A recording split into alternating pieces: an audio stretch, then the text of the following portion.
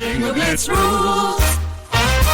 If your bingo has ads in it, That's not a bingo. if it doesn't have the coolest tournaments, mini games, and the most breathtaking design, Nope, not a bingo. if your bingo moment makes you feel so excited that you just want to burst in joy and scream out loud, bingo! Sorry, so you're playing... Bingo Blitz? Now that's a bingo.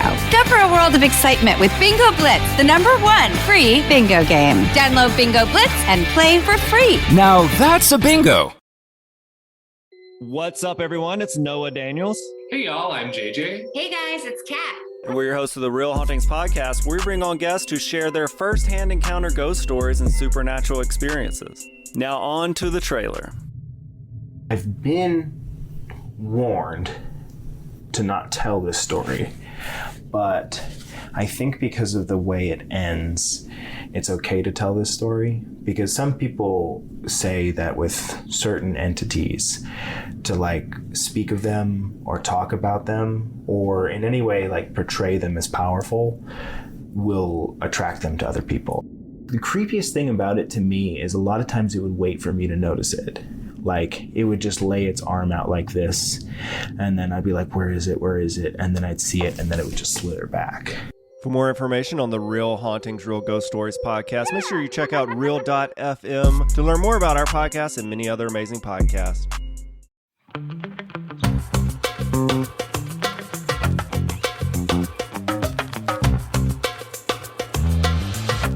Hello, welcome. If anybody ever wants to see like a perfect example of like when people are like, oh, I don't really notice like things in film. And when people comment on cinematography, if you want to know what bad cinematography is, you watch a Power Rangers movie because you don't even know where they are. That Power Rangers movie. We're not going to talk about the ones of the past that came out in the 90s. The 10,000 other ones? No, we're talking about the first one. And No. I'm talking about there was a big like picture one that came out. Oh no, I know. I'm talking about the most 90s. recent, the most recent one. The most recent. And I don't want to keep attributing it to Becky G because like I'm calling it Becky G's Power Rangers, but like she is in no way at fault for the film atrocities that were committed. It was the only movie. So Kyle's obsessed. Like Kyle lived and breathed Power Rangers. What's that like? Yeah, she can't relate. And he wanted to go see it in theaters. We went in theaters.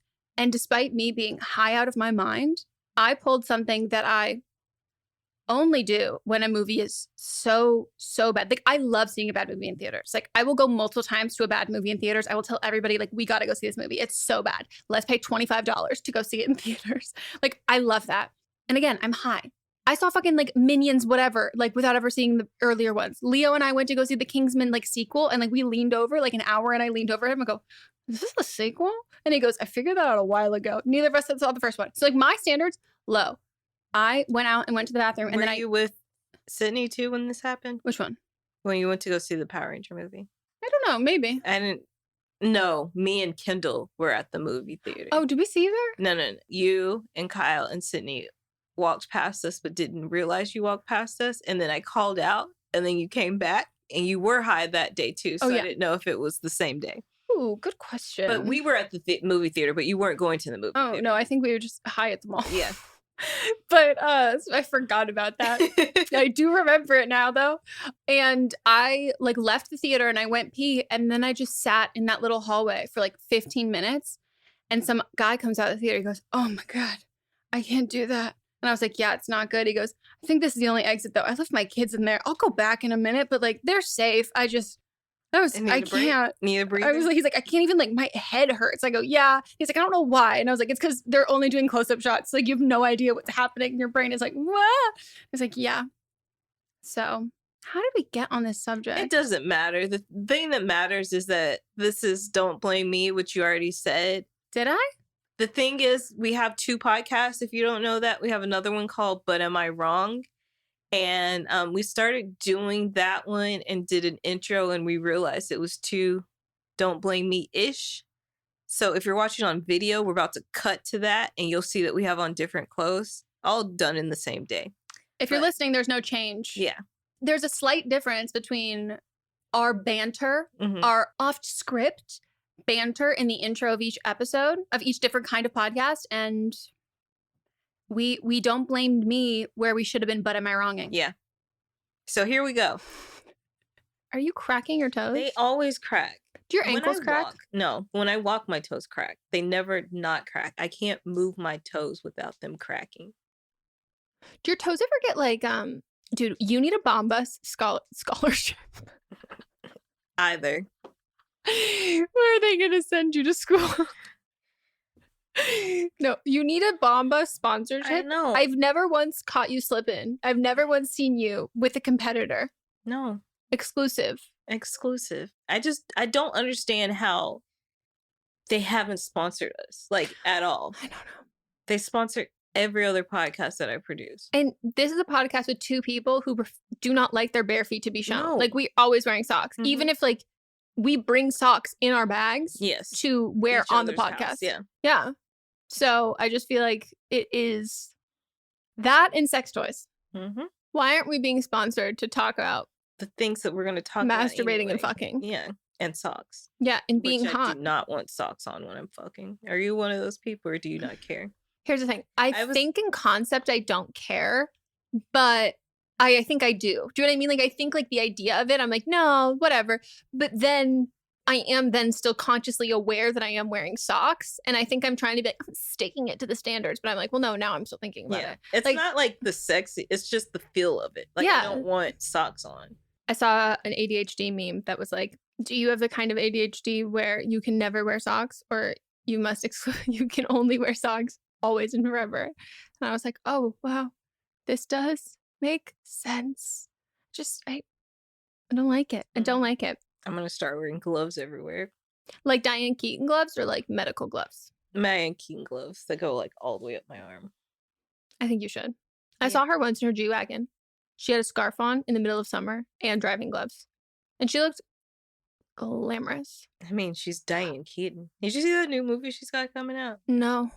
They're friends. They go, it looks like it might be Palm Springs, where they go on a trip in Palm Springs. I'm sold. Maybe. And one of them, I'm butchering this. I saw the trailer. I think that they go to somebody with crystals or something, and it's like a body swapping movie where then the one gal ends up in Diane Keaton's body, and then they're like partying. Wait, so who? It's Diane Keaton and the girl from Zola. Mm-hmm. She's very young. Did you know that? Anyways, to give you a little info on what this podcast is. You probably have no clue if You're this is your like, first time. what the You fuck? probably already tuned out. No, you probably were like, I like these bitches. Okay. This shit seems good. This is Don't Blame Me, where we give you wonderful, amazing, life-changing advice. You leave us voicemails, or if you are not in America or not able to call or Google voice number, you send us voice memos. You email them to us at meghanpodcast@gmail.com. So for both the voice memos and the voicemails, you have 3 minutes to do it. I mean, like, you not including calling. It's not like the Grim Reaper is behind you. Like, you have 3 minutes. I've been playing a lot of Sims. Oh. Sorry. You have 3 minutes from the time that you hear the beep or the time that you start recording your voice memo. And we ask that you write everything down before you actually call or record. Then you can time it out to make sure it's 3 minutes. Include your age, if you've got a relationship, how long you've been together, ages of other people who are involved in this. It's all anonymous, so you don't need to include anyone's names. But the more details you give us, the better advice we can give you. And if you don't give us all relevant details that would impact the advice that we give, we might like be completely off on your situation. We don't want to have to guess about things because, you know, we are never wrong, but, you know, maybe we could be more right. True. You know, also have to be 18 or over or have your parents' permission. And yeah, give us a call. We're always looking for more calls. Ring a ding ding. Well, give us a ring-a-ling. Bling ring. Great movie. Haven't seen it, but I know that I would enjoy it because You would. I know the story. It's a good I story. enjoy everyone that's involved. I enjoy the actors. I enjoy the director. I just never got around to watching it. You know why? The timing was weird. No. It wasn't even the timing. It was when I went to watch it on Netflix, Mm-hmm. and it was at the time where very little things were streaming on Netflix, and I didn't have that plan, and they didn't have it available on the DVD. You know what's weird about Netflix is that you can still get DVDs. You know, like Mott no still one has some. does. No, I mean like you can still order. He like still regularly orders. No, You have to set it like in your thing to get it, and I think that's weird. And like, who still does that? I was gonna say, I had a really hard time getting rid of a bunch of DVDs, and Mott was like, "How are we gonna play them?" And I was like, "I think we have a DVD player, but we don't have. I think we had one, and it was like either in the bedroom or like not in the living room. It was like something that was like, if we wanted to watch a DVD, we had to like pick a specific TV to watch it on." And I know you do because you had that little soccer movie with Amanda Bynes. The little soccer movie? I'm so sorry. What's it called? He's the man. She's the man. Okay. It's not a little soccer movie. Wow, I can't believe we have no update this episode. We forgive the person who had to reschedule us last minute because they were incredibly professional for the last week's episode. They were also not able to come for this week. They're coming next week. But if you have called and you've been on a previous episode and you want to give us an update, you can also write in now because we know it's harder because we started this during peak pandemic times for people to do live updates, and we realized that people have returned to work, so it's harder. So if you are just like, I can never make it work during the day, write in. Yeah. Unless you just like want to talk to us. Which we don't bite unless you ask. And even it's COVID. I'm not going to bite you. Monkeypox is more of my concern. Oh, we're also in person. So go watch on Patreon if you are like, I need to see how sexy they look as I look like a member of the FLDS. Shall we roll the tapes? Yeah. Roll the tapes. Hi, Meghan and Melisa. I'm 21 years old and use she, her pronouns. The person I'll be referring to also uses she, her. I just need your opinion on something because it's a predicament and I'm not really sure what to do. It starts kind of small. Just wait. I'm going into my senior year of college, and I have been on the dance team since my freshman year, including 2 years as a social media officer. I was also very tight with my coach as she picked me personally to be her student supervisor for the on-campus job she is the boss of. Half my schedule ended up revolving around that job, as I was one of 2 people who ever did their job. With that all said, I was cut from the team for my senior year without any warning or explanation from my coach. Even after replying to her generic copy-paste email that was sent to every other rejected dancer, it has been 2 months and no response. I was professional in my response. I should note that. For the short version of my theory, I'm pretty sure I was cut because I'm a theater major and she cannot stand the theater faculty, and she valued having them off her back about me occasionally missing a rehearsal for practice more than she valued any of the work I've put in for the last 3 years. If you want a deeper explanation, I would love to one day tell you my whole theory because I realize that sounds a little shallow. So my strange and tiny first predicament, I have all these clothes, t-shirts, jackets, sweatpants that I don't really know what to do with. Do I throw them away? Like, I already asked my best friend on the team if she wanted them, and she said no. Like, could I still wear them? Should I still wear them? I realize how tiny and silly this sounds, but, like, I'm packing up for the semester, and I'm just like, what do I even do with these? I'm also struggling because the school year is about to start, and I'm really embarrassed about being cut, but my best friend is still on the team. I want to support her and some of my other friends on the team, but it seriously sucks because every time I see a post about what they're doing next or their camp coming up, etc., it makes me angry and upset because I'm missing out and I know that I should be doing that. I also don't know if the other girls on the team know I was cut or if they thought I quit myself. None of them really reached out or asked besides my best friend. A few of them still wished me a happy birthday a few weeks ago, which surprised me. But other than that, I haven't talked to anyone really. Literally half my senior year was basically ripped out from under me, and I'm also dreading seeing all of them again in person since a lot of my classes overlap with my teammates. So let me know what you guys think or what you would do in the situation. Thank you. I don't know how I ended up on high school seniors not getting on their dance team for the 4th year after they've done it like all those years. But I literally ended up on TikTok that was like just people opening their letters with their friends and then being like the one that didn't make it and crying. They got letters? Yeah. It was really sad. And like, not that I don't think yours is sad, but there is something like the juxtaposition of being in like a really like dark and like sad high school classroom and like doing all of this with like your friend, like, you know what I mean? It's a little like, oh no. Like, I'm glad you have a couple years on them for getting this. But this... As a podcast network, our first priority has always been audio and the stories we're able to share with you. But at Realm, we also sell some pretty cool merch, and organizing that was made both possible and easy with Shopify. When you think about successful businesses like Aloe or Allbirds or Skims, an often overlooked secret is the business behind the business that makes selling and, for shoppers, buying simple.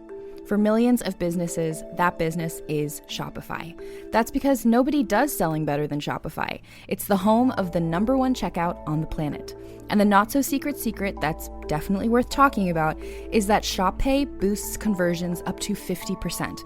That's more happy customers and way more sales going. If you're hoping to grow your business, your commerce platform better be ready to sell wherever your customers are scrolling or strolling, on the web, in your store, in their feed, and everywhere in between. Businesses that sell more sell on Shopify. Upgrade your business and get the same checkout we use with Shopify. Sign up for your $1 per month trial period at shopify.com/realm, all lowercase. Go to shopify.com/realm to upgrade your selling today. Shopify.com/realm.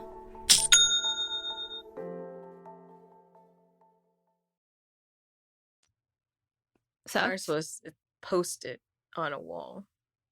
yours was posted on a wall? Mhm. Oh, like a cast list for a theater. Yeah, but it was more like because tryouts ended at like 8 o'clock at night. And so it was outside the gym, like a big scroll kind of thing. Wait, I That love the people this. that were currently on, that were like graduating or whatever, that were running it, like painted your name big, and then like you had to walk up and like people were like around, like it was a thing where like the football players and basketball players like came with to like look at everything and like cheering people on, and then like when the person walked up they knew that wasn't on it, it was like a hush in the crowd. You like went to like movie high school.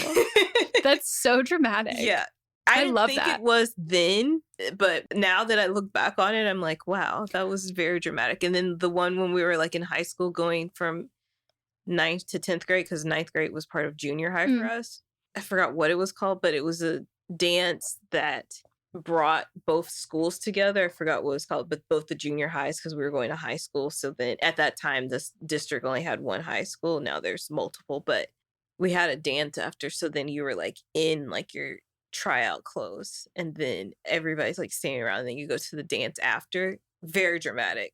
Now I'm understanding why there might be a rivalry between a theater department and a dance department, because like that is some drama shit. Yeah. I Like- mean, mine was cheer, but No, but I mean, the same yeah, process that was for the performance. dance team too.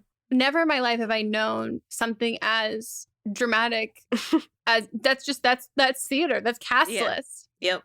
So I get it. Even like, I mean, it was different from us. Like our theater department wasn't that deep. And Yeah. so they would come and like try to recruit us to be, because they're like, You y'all can dance. You can move. Yeah. So come. That's fucking funny. Mhm. This definitely sucks. And Yeah, like I it think, does. you know, I understand the inclination of kind of wanting to have like a reason. If I were you, I would just take what your theory is and commit to that and just believe that and don't Because you're get not going to get clarity. answers. And it might not be the answer that you want if you get it And as well. they also might not be truthful. Like you Yeah. might be totally right and they might not own up to that. And so they might tell you something else, which like is not actually true, but like you're going to think it's true, and that hurts a lot more. Mhm. So I think you like go live in your own reality, like go with your own reality. As for the clothes, No, don't wear them. I think that depending on your personality, I think it could be like really funny if you wear them. You're like, oh yeah, no, I got kicked off, as if like I don't care and like whatever, haha, this is funny, because it does kind of devalue. Like everybody has these on the dancing, like this is like these make us like so cool, and these are our things, like, and we've been picked, and this is, you don't have this kind of thing. So if that's like the vibe, but you have to actually really not give a shit to like wear them, like But she cares. that's what I mean. Like, so I think the only reason why I would say, yeah, go for them, pack them, wear them, is if you truly, genuinely didn't give a shit, but you do. Like, I think of like people who like would deactivate the sorority and they're supposed to like give their letters back and they didn't, and they would just wear them. And I'm like, oh, you're like a Kappa? And they're like, oh no, I like dropped out. I don't give a shit. It's a sweatshirt. And that to me, I was like, oh, this isn't this like elite group and thing that I've like viewed it as, that I'm like, this is just, it kind of like is like a healthy dose of reality. But if someone was wearing them, like if I wore them and I was obviously very sad to like leave college, like that would not have been my outlook. I think that you should take the clothes and put them away, like save them. And then when you're over this, like in a few years, when you're looking back upon this in your 20s, then it's things that you have like for nostalgia reasons. Like I still have like my cheer sweatshirt and stuff that I'll wear sometimes if I'm out of laundry. But like it's stuff that I have like that I look back on like the fond memories. But right now, I feel like that you're still very much wounded from this. And so I don't think that this is a good time for you to continue to wear them. And I'm also being truthful because I know how brutal college can be, that I believe that you'll get made fun of. I do too. So I don't think that you should continue to wear it. And I say that with love because it can be like... It's not good. It's not good. It can be very brutal. So like... don't wear them again because you're still hurting from this. You still have a lot of questions and unanswered questions. I would not wear it at all. Because the only way, it has to be a fuck you. And that, again, it's not going to make you have great relationships with the rest of the people. Like that's what you do when you've been burned by every aspect of it. And you're like, I'm taking everything down with me. But I agree. I think like once you can have some time away from this, I think you'll regret if you throw everything away because... I totally think you should hold on to it. And I think in 15 years, people won't even remember that you weren't on it for that year when you got cut. To be fair, I think probably 6 months into your senior year, you're probably going to be like, wow, this, because this shit is so time consuming. You're going to be like, oh my gosh, look at all this other fun stuff I can do. And it doesn't negate the last 3 years that you had doing all of this stuff, but like you basically have the best of both worlds. And there is like this kind of, I don't want to call it like a cult mentality, but there is like a, we're surviving this together mentality of college sports and extracurriculars that are, I consider like a cheer or dance, like also a sport, whether or not it's like a school. It is a sport. Yeah. But like even if it's ones where it's like, you know, you're not at performing at games or whatever, you're not competing, but like you're like practicing all the time. And like it becomes so encompassing of your life that you can feel very othered by those groups of people and feel like you're missing out on a lot, but it's because they actually can't do anything else. So it's kind of like the only way that you can have a social life. And I had a friend who played D1 basketball at our school, and she joined our sorority for a bit, and it was like impossible. Like it was impossible for her to do both, but that helped her see that she was like, oh wow, I don't want to play D1. Like I can't do anything else if I do this. I actually want to have a college experience. And she transferred to a school where she could play, I think, D2 or D3. And that, I think, especially in an instance where like you've already had these like 3 years of doing all of this, it sucks a ton, but you're going to meet so many more people as opposed to like walking away from college with knowing that you kind of did these same things and you had these same experiences the same 4 years in a row. You have 3 years of this, which is great and like wonderful and a lot more than a lot of other people have. But now you get to have a true senior year. Yeah. And when you're doing like a heavy competitive sport, you don't really get to have the same senior year. And you get bonuses and like things that other people don't get to have. Like it's a wonderful experience, but that experience has ended. And I think that it hurts a lot right now.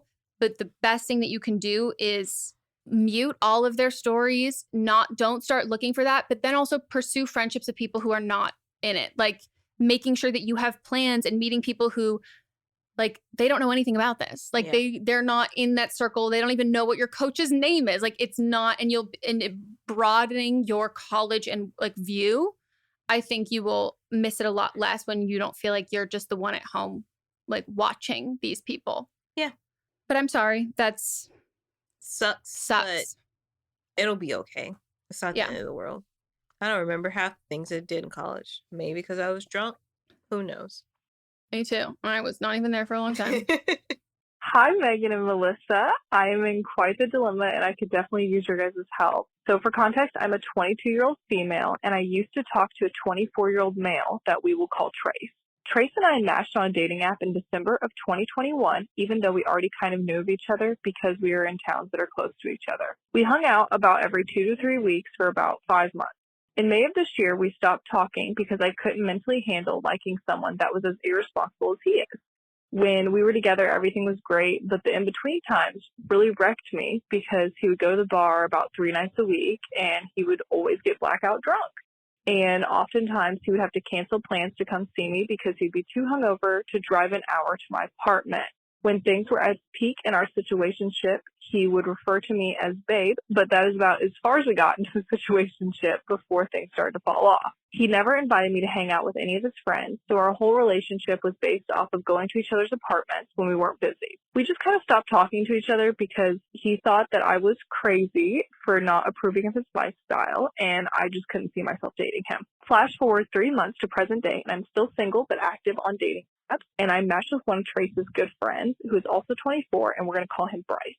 Bryce and Trace live a couple of hours away from each other, so they don't hang out often, but I know that they're good friends, judging by how many pictures they have with each other on social media. And I believe that they've only hung out 1 or maybe 2 times since the beginning of the year, but I know that Bryce is on Trace's best friends list on Snapchat, so I know they probably talk at least a little every day. Bryce and I have been texting for about a month now, and we have plans to hang out in the next couple of weeks. Bryce is really enjoyable to text, and I've had a really good time talking to him. I think Bryce is really attractive, and he could be the love of my life for all I know. I don't know. I haven't hung out with him. So my question is, when do I tell Bryce that I used to talk to / hook up with one of his friends? Do I need to tell him right away? For all I know, he might already know that I used to talk to Trace. But then again, do guys talk about girls that they are pretty much just hooking up with? I think that I would like for Bryce to kind of like get to know me a little bit first, so at least he can form his own opinions about me before I tell him. But at what point do I tell him? Do I wait until I see if the casual texting and what could be casually just hanging out turns into something like more serious? Do I tell him if I start to notice that he's liking me or that I'm liking him more? I haven't hung out with him yet, but I was just curious what you guys thought on the timeline of when I should let him know about this little thing that he might already know about. Hopefully he already knows about it and it's not an issue, but I don't think he knows. But anyways, thanks guys. I really appreciate your advice. Tell him now. What do you think? Well, no. So my clarification is, how do you know he's on this like Snapchat best friends list? I don't know how Snapchat works. Haven't been on it in years. It's not like like. Have they changed? They could have changed. When was Maybe. the last time you were on Snapchat? So my thing is like, you know that they're friends because you've seen like 2 to 3 posts on Instagram. Okay. Here's my thing about dating, homie hopping, dating friends of people that you've dated before. I think the sooner you tell them, the better, because why you and Trace ended up breaking up is because he kind of sucked. And also like you don't have an aligned, like you're not into his lifestyle. And usually with friends, we are who we surround ourselves with. So like not always, you don't always have like the same lifestyles or interests as your friends, but Trace like kind of sucks. So like why I always think that I'm like, if you're gonna like date someone, a friend of someone you used to date, you should probably think pretty highly of that friend, of the person that you used to date, because they're friends now. Like that actually speaks volumes of like new person's character, you know? So I think that's a little weird. So to be fair, I think the way to rule it, like to know at the beginning, like, oh, maybe they're not that close. Like maybe they're very different. Maybe they're childhood friends. It's kind of like, they're not best friends. They don't know everything about each other's lives. The second you match with them and you share Instagrams, you go, oh my God, that's so funny. I actually used to date so-and-so. So I'm saying now, you got to tell them now. I think you need a time machine and you need to go back. Yeah, retroly, but we can't do that. So you have to tell them now because like... It just gets weirder every day. Hi, I'm Jennifer, a founder of the Go Kid Go network. At Go Kid Go, putting kids first is at the heart of every show that we produce. That's why we're so excited to introduce a brand new show to our network called The Search for the Silver Lining, a fantasy adventure series about a spirited young girl named Isla who time travels to the mythical land of Camelot. Look for The Search for the Silver Lining on Spotify, Apple, or wherever you get your podcasts. It gets weirder, and like if you're liking him and then he's liking you as much you think as he's liking you, and he's falling more for you. Like, it's unfair that you have this information and he doesn't, if he doesn't already know. And it could, some people don't care, but it could make things between him and his friend weird. And I think you have to tell him now, like, all this extra information you gave is irrelevant. It's irrelevant. You need to tell him now. because his answer is not going to change. Mhm. Like, if that is weird for him and he's not comfortable with that, that's what it is. Like, it doesn't matter if he really likes you or how long it's been. Then you're just getting your own feelings hurt. Like, this is something that like he deserves to know. And I think at this point, I would I would probably just like save face, and I would be like, let's say, like, I don't know how maybe they both went to college, something. And then I would just be like, whoa, I just realized that, like, I wouldn't be like, hey, so I've been sitting on this. I would be like, I Hey, just realized, like, I this. just saw this. I just saw that, like, so-and-so liked your picture or whatever. Or I just saw we had like a mutual friend on like something. I like went to go make an account, something like How do you know him? yeah. And like, that's how you do that. Like, oh, like, and then he can be like, to be fair, if you are bringing up somebody like that, like most likely an automatic response is he's going to be like, oh, they definitely dated. And if whatever your ex will say about you, if that influences how Bryce feels about you and like if wants to pursue something with you moving forward, that actually doesn't say anything about you. That says everything about him. And you can't like protect that kind of information. But also, like, if I were you in this situation, I would hope that Bryce and Trace weren't that close because I don't really like Trace. So like, it does speak on the character of the person I'm currently dating or the person I like. If I find out that you and my ex are really close and my ex is kind of a piece of shit, that doesn't just stay on my ex. That kind of reflects on you because you're friends with him. Yeah. And also, y'all weren't really even together. But y'all were talking and he canceled on your plans. Trace canceled on your plans sometimes. You said as far as y'all got, it was him calling you babe, and he was drunk most of the time. So you weren't even like, you were talking. You were in a situationship. You weren't even dating. I think if you're honest with the new guy, Bryce, and you tell him that, and if he's a decent person, then I don't think it'll matter. Or you can just play completely dumb and never bring it up. And then, but this is the reason why I think you should bring it up, because here's the thing. Yes, you can play like completely dumb, never bring it up, and you and him start dating and you see, and you're like, oh my gosh, that's so funny. Like, I didn't know you knew him. Like, oh yeah, like we like had a thing for a minute or whatever. But I think how he will react to this shows you how, not how he feels about you, but how close he and Trace are, which will then give you an insight to his character, his own character, or the character and the treatment that he allows people in his life to to do to other people. Like, I think it's just protecting you. Yeah. Bring it up now. Tell him. Yeah. If you wait and then you fall more for him and then he turns around and he's a complete jackass about it, then you wait. I don't say you wasted your time, but like you're more emotionally invested in the situation. Yeah. Then. You just prolonged the inevitable. Mm-hmm. Also, might I suggest, with love, making your Hinge and online dating profiles location a little smaller?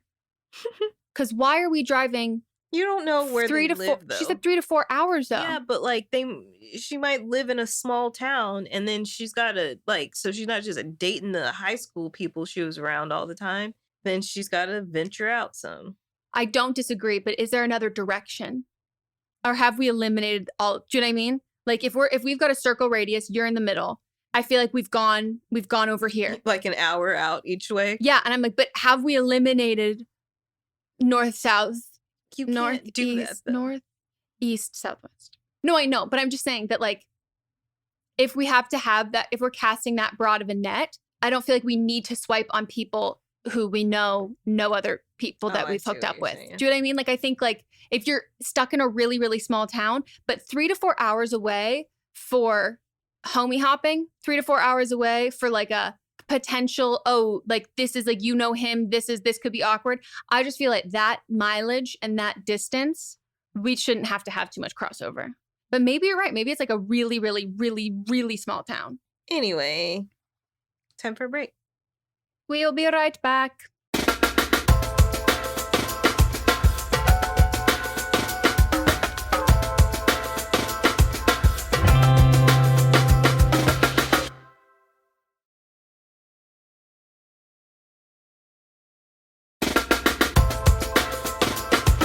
And we are back. I hope you all had a wonderful break listening to our ads from our amazing sponsors. And I hope that if you work for a company that does podcast ads, you're like, I have a great podcast. I don't like that. What you're doing with your fingers, I don't like that. What about this? No. What about this? Oh, mine sometimes gets stuck and I have to like manually do it with my other hand. Yeah, if I hold my pencil for too long, they like get stuck. Nope, I hate that. Great content. Check it out on Patreon. Yep, her titties were out. All right, ready? Yep. Hi, Megan and Melissa. I am calling in for advice regarding attending a friend's wedding. Everyone involved is 26 years old and she, her. Two of my best friends from high school recently got engaged a couple weeks from each other, about a couple months ago, and we are all excited about next year for both weddings. The dilemma is one of my friends is planning on getting married in Hawaii. She texted in a group message with me and the other friend saying, I've convinced fiance to have a destination wedding and we are going to have it in Hawaii in September of next year. Start saving up. Now, I get some people like the appeal of destination weddings, but the start saving up comment rubs me and my other friend the wrong way. This friend makes significantly more than us as she's a pharmacist, so I don't think she realizes a lot of people our age aren't as comfortable financially right now. Her fiance is also a pharmacist. Going to a place like Hawaii would take a lot of saving and sacrifice for me to be able to go. And I also understand there are a lot of valid opinions regarding tourists in Hawaii. So I do feel uncomfortable with the situation and the location. The other friend has told me that she's pretty sure she isn't going to be able to go because she's also saving up for her own wedding next fall, but I don't believe she's mentioned this to the destination wedding friend. I'm just a little concerned that she's expecting us to attend the wedding and might be upset if we can't go. My other friend who's also getting married has a valid excuse to get out of it, but I don't. I can't justify spending $1,000 or more to go to a friend's wedding. The other kicker is she sent us the schedule as she has most of the general logistics planned out already. And the wedding is going to be on a Tuesday with activities planned in the days beforehand. I would have to take most of that week off of work pretty much, if not all of the week. For more context, the three of us were best friends in high school, but we have drifted apart from destination wedding friend a bit. We will reach out to her and check in, just asking how everything's going, but she rarely asks about us or cares about what's going on in our lives. If we see her in person, it's because one of us reached out to her to set something up, and she very rarely, reaches out to us. I'm not super upset about this. I understand people grow apart, but the wedding is a big commitment to attend, especially when we aren't super close anymore. And I have other things like college loans and bills that I could use that money for.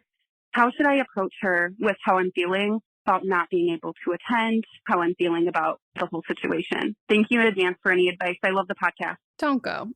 No, I don't think this is a No. hard decision. It's just the way of presenting the information to the parties involved. To make it even easier, it would cost so much more than $1,000. Anybody who has a destination wedding should, not always, but should be doing so because they value the destination part more than they value who is attending.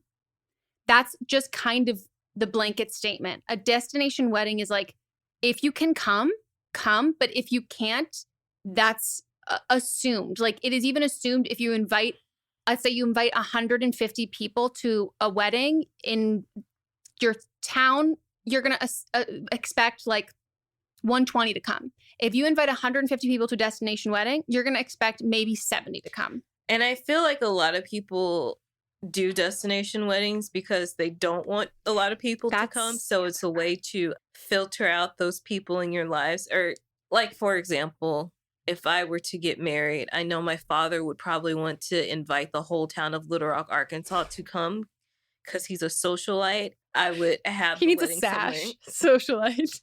No, for real. I need him.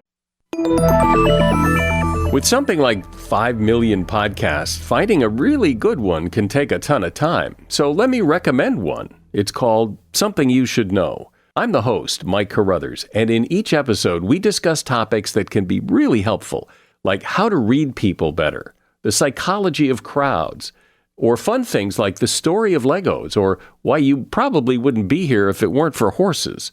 Something You Should Know is the name of it, wherever you get your podcasts. On Bravo show. And so I definitely wouldn't have the wedding in Arkansas because can't make it easy. I know that they would all show up because everyone thinks that they're his best friend. So having a wedding away would, clear the cobwebs out of the corner of the house.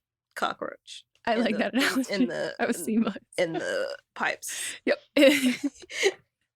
Yeah, like that is true. Like a lot of the time you have, and I don't want to like devalue this invite to you, but a lot of the time people feel more comfortable. Like I think when you get an invite to a destination wedding, you're like, oh my gosh, they've pared down so many people. So like I'm of the A-list of the A-list who got invited to this. A lot of the time they actually don't have to do that because they know people are going to say no. So you can actually cast a lot of people for destination weddings cast a much wider net of invites. But I think, yes, the whole thing of being like, save up now, I don't like that. I don't like anything that should be expected, whether it's birthday party, bachelorette party, wedding, anything that involves other people spending money on you. I do not like when it is brought up, A, in a group situation and brought up like it is expected. Yep. And also if it is expected that there has been no dialogue or communication with what your finances are and what you're comfortable with. And then if it's really important for you to be there, then that person needs to make it sure that you are going to be there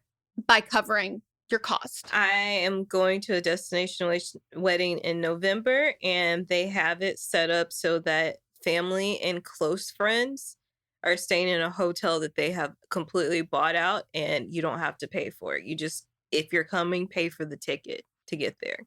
Yeah. So I think that like based on her kind of text response, save up money, I'm going to level with you. I think no matter how you say it, she's going to be pissed. She doesn't seem like someone she didn't go about this in the way that most people do with destination weddings, where it's like, we decide we're going to do this. We totally understand that it's like very expensive. There's no hard feelings. We're going to have a barbecue at our house when we get back for another celebration. But like, if you are able to, we would love to have you there, but like, please, no pressure.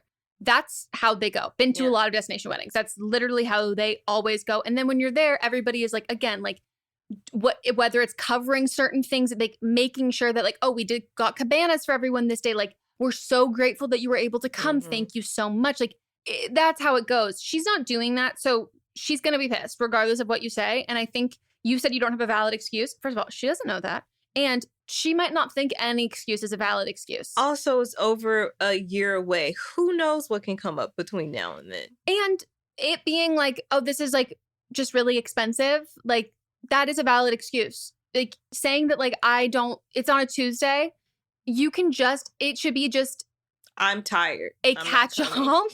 I don't even think you just be like, hey, I just want to let you know, like, I'm so happy for you and excited for you, but I'm not going to be able to make it. Like, I would love to take you out for drinks when you get back and can't wait. Like, so excited to see all the photos. And if she presses, I would just say, like, I don't have a lot of time I can take off from work, and a destination wedding is not something that I have the funds for.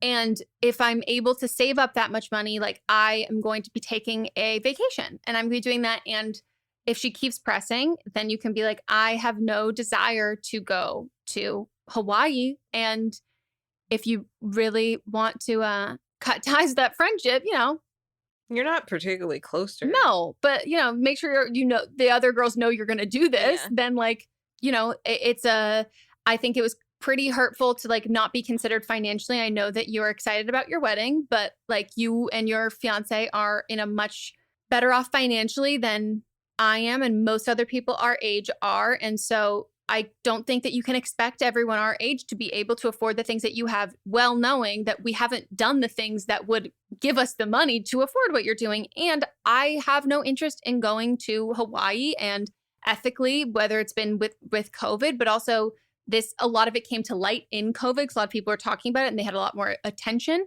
But I don't want to go to a place that has been asking repeatedly for tourists to leave because they are being stripped of their resources. And I also certainly don't feel like that is a cause for celebration. Yep. Also, who knows where we'll be with monkeypox? I think planning a destination wedding to an island while we have 2 pandemics happening is like actually like, what's wrong? Why? What? Yep. Where do you live? Yep. Like what planet are you on? Do you also like, you mentioned that you don't ever hang out unless you yourself call or propose it. So if y'all aren't that close and if you're not proposing to hang out, then And this is where she's like, this is where I'm calling the shots for us to hang out. No. Move on. You think you've said you've drifted apart as friends, Yeah. and I think this is the end.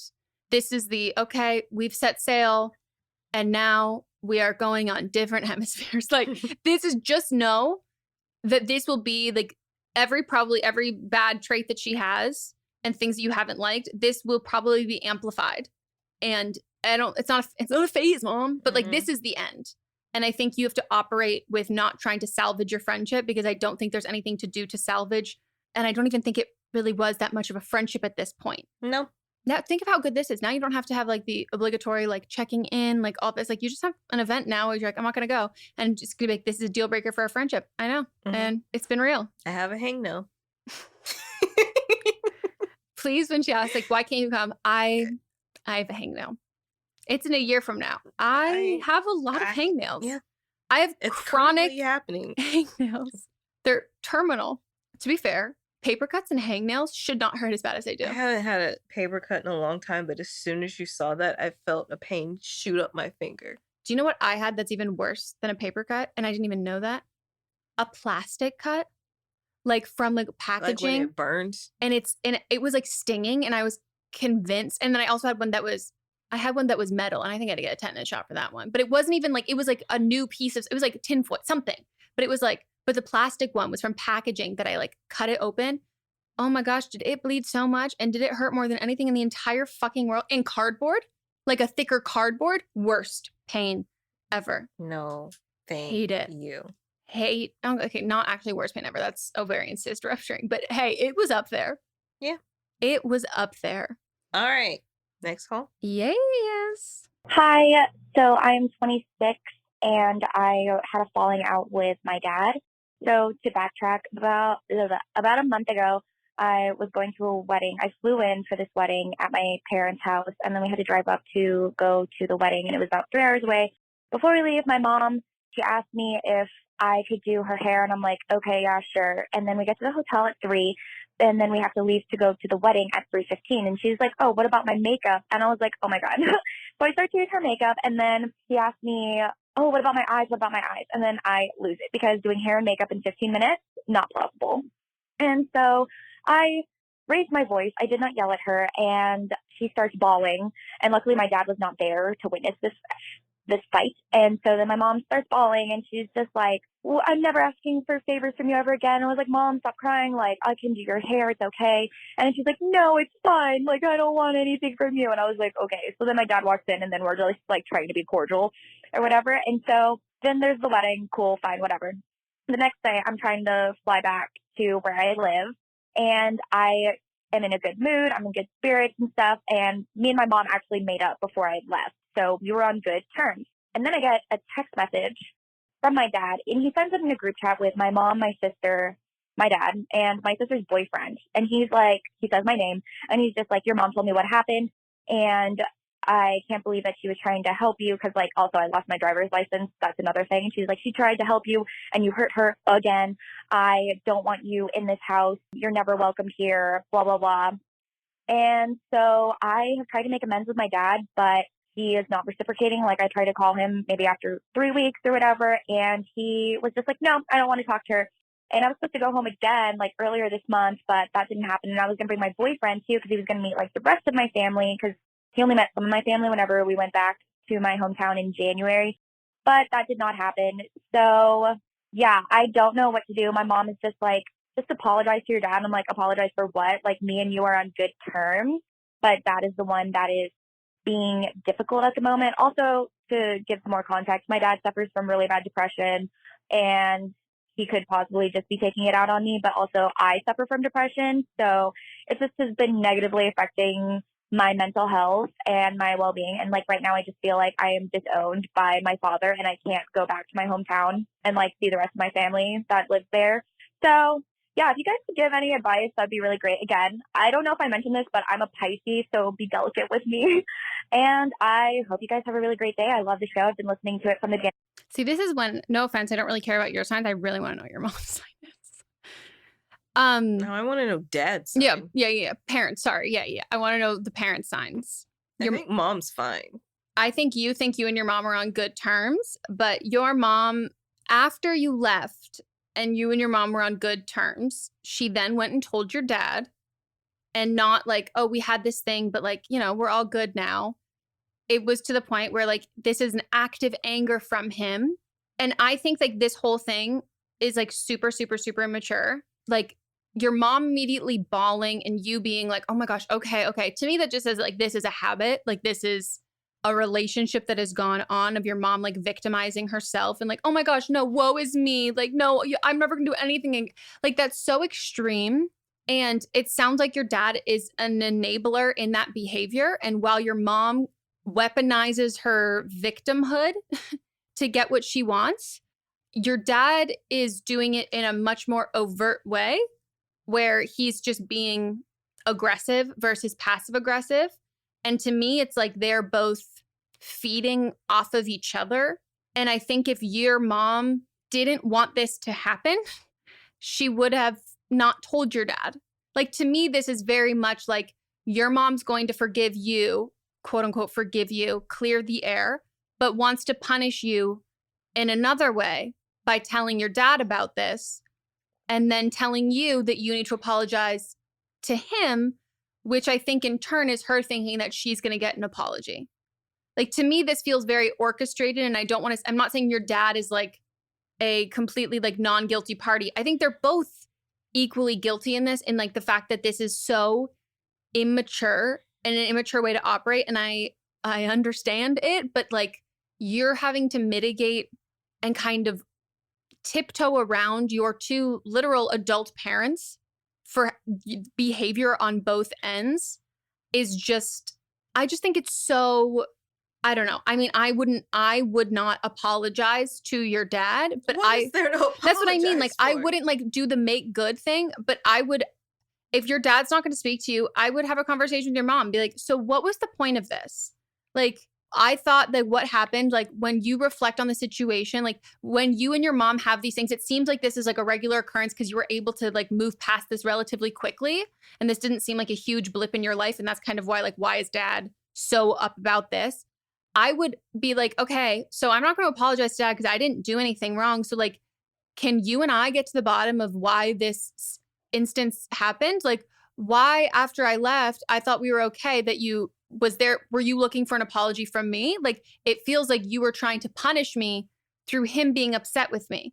And like, if it was my kid and my husband and like was on a group text, I don't like how they're both okay with how the other one's treating you. Because I know people are like, oh, marriage needs to come first, blah, blah, blah. But like, no, yeah. A healthy marriage should then breed like a healthy environment to raise your children. But like your parents just seem like they are ganging up on you from like different instances. And I don't think that the solution is to appease your dad by doing what your mom is saying. I think it's like, I don't mean to be like, you should be reflecting on your relationship with your parents. But like, I don't think right now that the biggest issue is your relationship with your dad. I think it's the relationship that is still actively happening, which is your mom. Why did she instigate this and not protect you or stand up for you from her own husband being a complete asshole to you? I also have the question of, I agree 100% with everything you're saying, but like, what happened? Like, this happened, but to be completely like disowned and you're not allowed to come to their home ever again.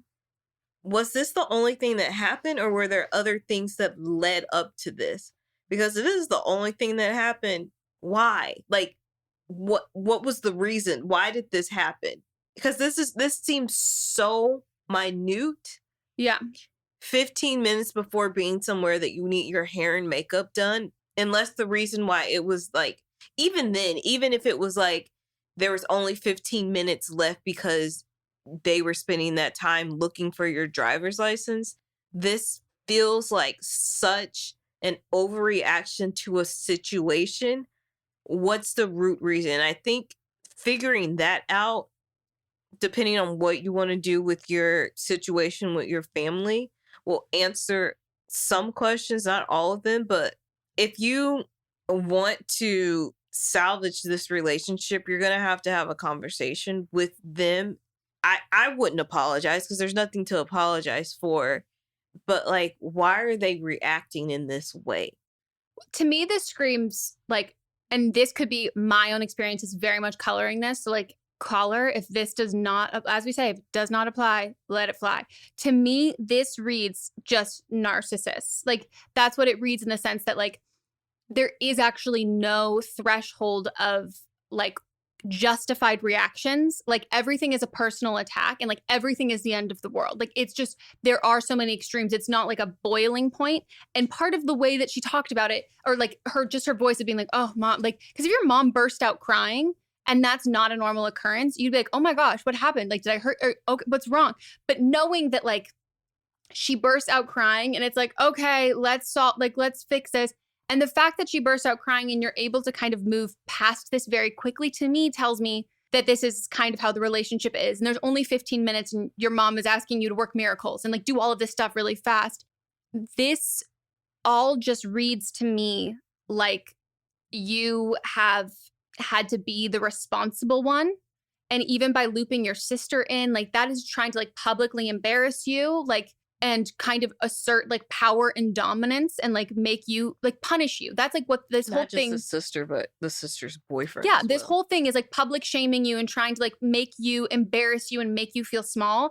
And that is narcissism 101. And I think that like the reason why this is like a quote unquote big issue or whatever is because I don't think that you're like Melissa said, you need to get to the root cause, but it's not I don't think it's about the root cause about this instance, but like, what is your relationship like with your parents? Like, what is the history of this relationship? What is the relationship like with your mom? I'm also like a big believer in like all kinds of relationships, friendships, romantic, familial, that I don't tolerate other people being okay with other people treating me poorly. Mm-hmm. And right now, I think you're viewing this very much as like my dad versus me and my mom being like a neutral middle ground, but she's not. Like she was the one who brought this up after you said that everything was okay. And if this is something that he's done before, like she's doing this knowing he's going to do this. And like she is trying to punish you through him. And again, I don't think that means he's not guilty. Like I think this is, to me, this sounds like two narcissists feeding off of each other. And like, I don't know if there's some self-reflection that have you and your sister had a competitive relationship? Like, have you kind of had to like shift back and forth of like, who was the favorite? Like who was being praised? And did they make you feel like, oh, your sister did this for me? Like this did this for this. Like, were you kind of used as pawns in that? Like when it comes to arguments with your parents, like where were you in your childhood relationship? And if your relationship has gotten better as an adult with your parents, still like look back on how it was as a kid. Because a lot of the time relationships with narcissists can get better, or even just poor relationships with parents can get better when there's kind of space, because this isn't going to be like, oh, 15 minutes before we're going somewhere every Saturday, we have this thing. And like, this is just a once in a while type of thing. So it's kind of easier to tolerate. I think even if your dad like moves on past this eventually and gets over this, I don't think unless you get to the bottom of this, like it's going to happen again. Yeah, 100%. They're going to over and over again. And not just this happening again, but they're going to probably bring this up as ammo in the future. I'm not going to call them a narcissist, but I need a wider scope of what your relationship is as a whole, and do things like this happen regularly? Because this just seems like so much. Yeah. And I think the part of the reason why, again, my own experience of coloring it, but the blasé nature of you, caller, saying all of this, that to me is what the biggest indicator of like, oh, I think you probably were raised by narcissist parents. Because this is what it is. This isn't like, oh my gosh, I can't believe this. Like, it is just another day.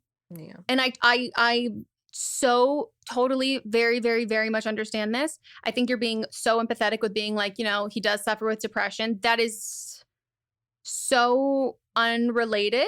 You can be depressed and still be a good person.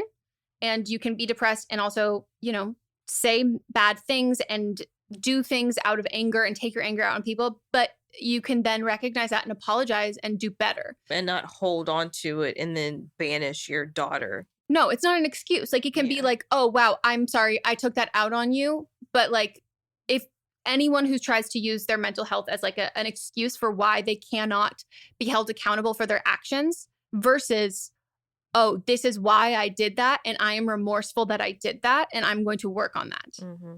Yeah. I mean, I'm obviously going it from my own personal experiences are coloring it, but I know you're trying to like bring your boyfriend and do like all of that stuff. I think that the best thing you can do is, if you're not in therapy already, but like figure out what the current relationship you have with your family is, what the relationship you've had in the past with them is, what the relationship you want to have with them is, and what the relationship you can have with them is. And if you can't have the relationship that you want, you need to look at the relationship as it is and where it's at. And if you want to change anything about that, or there's things that are deal breakers in there for you, or there's things that you really don't want to encounter, then you need to take a step back from this, because it can't be what it's not. Like, it is what it is, and you don't have to accept the relationship or where they are right now. You don't have to accept that behavior and that treatment, but you're going to drive yourself crazy if you're trying to make them be somebody that they're not, and have a relationship to you that you don't have. Mm-hmm. It's just going to disappoint you. But oh my God, I'm infuriated for you. All right, so now it's time for Don't Blame Them. And this is when y'all listeners call and reflect upon a call that we've already had and gave advice on. Hey, I'm calling for a Don't Blame Them in regards to the caller who works in corporate America and has been working hybrid from home and does not want to go back fully in the office. My sister works in a corporate job as well, and it was very, very, very hard for her to transition back to being in person. She has a variety of mental health things that she's going through and that she's been diagnosed with. And she got a doctor's note and her business therefore is legally required to accommodate for her to work from home at least 2 days of the week. So I don't remember what this caller, if it was physical or mental health things, or if it was a mix of both, but they could definitely talk to their doctor about getting a note and getting some accommodations for working from home. Thanks. Wow, great point. And if they don't uphold it, then you can sue them. Yep. We got someone who wrote in with another suggestion of scamming this. That's not scamming the system. That's how the system should work. But this one is a little bit more scammy. A little bit. So wanted to follow up from today's podcast, episode 6. I completely agree with Meghan that corporate people don't take creative seriously the way they might a finance role. It's for that reason that I would actually discourage the caller from approaching this from the perspective of what's best for them personally. It is important, but the pencil pushers who made the decision don't give a shit. I encourage them to sit down and have an objective look at their goals, metrics, etc., and be able to report back on how this will impact the company's bottom line. Quote unquote, I've planned out projects over the next 2 quarters based on my effectiveness in the home office. I will not meet our goals without a second screen, etc. Which of these clients is amenable to pushing projects out by 3 to 6 months until we've resolved our office situation? Even if your boss gets you, they're reporting to someone who doesn't. Scare them with numbers. Yeah, that's a good one too. That's a good one. But only one of them you can sue if they don't comply. Yep. And that's a positive and a negative. Do you want to sue? Do you want not to? Mm-hmm. Have you ever sued someone? It's kind of a bucket list item for me. I haven't directly sued, but I've been part of a class action lawsuit. For what? TaskRabbit. I've actually been a part of a couple where I've had just surprise checks. Show up in the mail. 67 cents. Yeah. Sick. That one was actually it's like residuals. Oh, really? Yeah. You must have been an early one. Yeah, I was on TaskRabbit back in 10 years ago when I moved here. Nice. So you got that check. Yeah. You got that syndication check. Wells Fargo. Oh. Got one from them. What'd they do? I forgot. Something. I don't even think I know. Fair. Yeah. Yeah. But they were taking money from clients for no reason. Oh. Doing what banks do. Yep. They were banking. For no reason. There's been a few. Drizzy, the company that delivers alcohol. Oh. They had one. What? You ordered enough from Drizzy or just in the right time period? Right in the right time period. And it was funny. 67 cents. Yeah. There's one where I got something. I don't remember exactly what it was for. This is the joys of buying things online, is that they keep track of it. So then Oh, You got yeah. your I guess email that is address. how that happens. Yeah. And so then I got a check from somebody that I was like, what is this? And I couldn't figure out what it was from because I didn't have an email. And I still don't remember, but I got a check. And that one was like $300. I thought it was a fake check. So I went to the bank and I was like, hey, is this real? And they were like, yeah, you can deposit it. So that was another one. I got one from, not Lowe's, the other one. Home Depot? Home Depot. It was a lot of times where a lot of their accounts were getting, or the scanners at their company were getting hacked into. And so I got stuff changed. You've probably had them too. You don't realize. Oh, no, I know. Yeah. I didn't opt in for one of them because I was like, it didn't affect me. And I like would rather, it was something related to food. And I would be like, if this affected some people, like I don't want to opt in for 67 cents for something that never affected me. I was in an Audible one because it was before credits rolled over. I got one for Audible too. It's because I was one of the early on that. So I think I got like just 2 credits. But the one that was like the best one was, I feel like I must have told you this before. I don't know if I've said it on the podcast, but my information was found on the dark web. That's actually where my one from Home Depot came from. They sold my information on the dark web. That's what it was. You heard it here first. Home Depot loves the dark web. No, when there was, oh my God, what did they call it? I know what you're talking about, when everybody's phones got hacked for that stuff. What was it called? The Fappening. So it was like all these celebrities, nudes were getting leaked, like all this information. And Jennifer Lawrence, that was one of the biggest ones. Yep. And so I got a notification that, and it wasn't even like a settlement because it was like, I think it was like a federal case or something, like, or I don't know, maybe it was higher. I don't think it was class action, but my information was found on the hard drives of this person. And so you did tell me. Yeah, they had to reach out to everybody was either their information was published or even if it wasn't published, because it was like, we don't know if it's been published somewhere that we haven't found yet, or if they just have this information. We don't know if anyone else does, but they had to do all that. And so I used to get like weekly, and I didn't have to opt in. Like it was like I would have to like call to be like, don't give me the lowdown. But I would get like every day, like every week I would get like updates for the impending trial and like things like new happenings in this. And then during the trial, I would get like a full write-up like every single day of what had happened this day. And I was like, wow, I wasn't famous enough for you to leak anything. But like, to be fair, I also... You've leaked your own. Oh yeah, that was an accident. But like, I don't have any like new, like I think I should definitely take some nudes now. But like, I didn't have anything. And so I was like, well, but I did feel... It was a little wild. I feel like that's a bucket list item. It's to like sue somebody and win, but it needs to be for something that like... Something good, but also didn't hurt you. Exactly. Yeah. It needs to be for something that's like validate, like the act of suing you, I'm enjoying this. Like this is a really petty, satisfying act, like this process. I'm enjoying watching you squirm, but what you did didn't hurt me. It was just, I have a case to do this and then I can win. Yeah. Be nice. I think it's probably more likely I will be. I mean, what? At least we'd be in it together. To be fair, we'd be in it. There are some we'd be in together, but maybe I would just bring you down from some other ones that are very unrelated to you. I'd be like, come along. Anyways, if you're still listening, let us know in the comments of our latest Instagram post. Have you ever been sued? Or have you ever sued anyone? Have you ever been in any class action lawsuits? What was it for? And what did you get, if you can legally disclose? That is it for the episode. We hope you enjoyed. Go leave a review on the podcast app. If you haven't already, subscribe to our Patreon. We hope you all enjoyed. Go leave a review on the podcast app. Just do it. If you have or you haven't, leave it a review. We appreciate it so much. And we will see you all next time. Goodbye.